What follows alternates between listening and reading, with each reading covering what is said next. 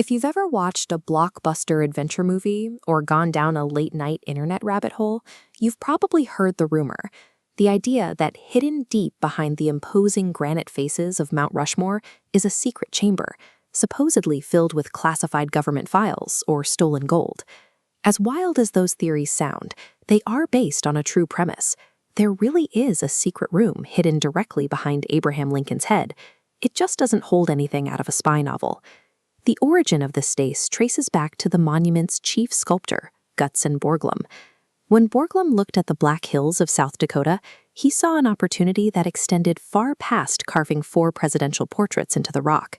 He designed the hidden chamber not to conceal information from the public, but to solve an immense engineering problem. He needed a way to ensure his work could survive the eventual erasure of human memory. Borglum was terrified by a specific thought experiment. Imagine a future civilization exploring North America 5,000 years from now.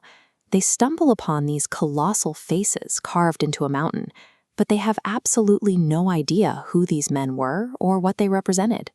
We experience this exact phenomenon today when we study our own ancient ruins. We find enormous structures and megalithic stone circles, yet historians still fiercely debate why they were built, because their creators left no written context behind. To Borglum, carving a massive monument without embedding a clear explanation of its purpose was exactly like mailing a letter without a signature or a return address. His solution was to build a self-explanatory time capsule.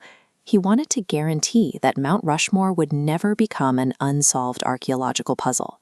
His first concept was the entablature, a gigantic summary of American history carved directly onto the granite. But engineers found 2 fatal flaws. Visitors far below couldn't read it, and structural redesigns meant that space was needed for Lincoln's face. With the exterior space gone, Borglum decided to put the history inside the mountain. He drafted an ambitious blueprint featuring an 800-foot granite staircase that would lead visitors up the rock face and through massive bronze doors into a cavernous ceremonial hall. This Hall of Records was going to house original copies of America's founding documents, alongside intricate bronze displays honoring key achievements in science, literature, and art.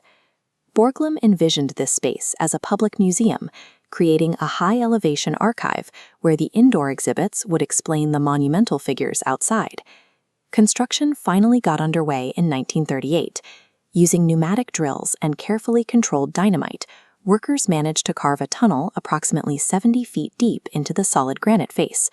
But the massive undertaking quickly drew scrutiny. Congress grew anxious about the mounting costs and demanded that all remaining funds go exclusively toward finishing the president's faces. Soon after, the outbreak of World War II absorbed any hope of future funding. Then, in 1941, the project lost its champion entirely when Gutzon Borglum passed away before he could see his grand interior vision realized. The elaborate museum project was officially abandoned. Instead of a majestic hall of bronze and marble, the effort left behind only a rough, completely unfinished cave hidden quietly in the rock directly behind Abraham Lincoln's head. The tunnel sat completely empty for nearly 60 years. It wasn't until 1998 that a coalition of preservation groups and Borglum's own family convinced officials to honor a scaled-down version of his original mandate.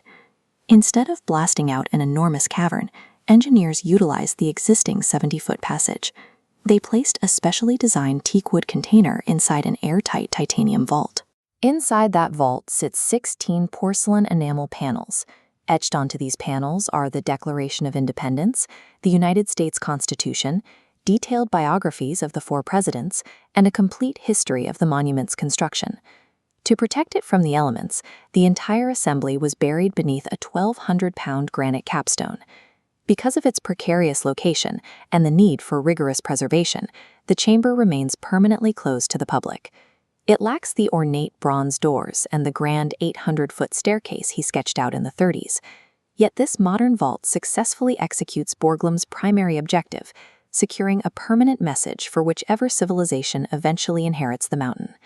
Official architectural surveys confirm that beyond this single unfinished tunnel, there are no other hidden chambers, no underground cities, and absolutely no piles of gold. The Hall of Records highlights a specific challenge. While massive structures might survive for millennia, the meaning behind them relies entirely on the durability of the records left alongside them. Borglum's anxiety about time eroding context feels especially relevant today.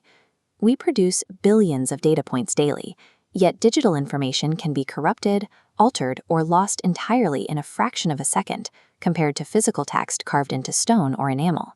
By embedding those porcelain panels directly into the mountain, the titanium vault acts as the ultimate physical backup drive for the American story. The titanium vault suggests that our most durable asset is the narrative we choose to hand down to those who come after us. If you enjoyed uncovering the real history behind one of America's most famous monuments, hit the like button and subscribe.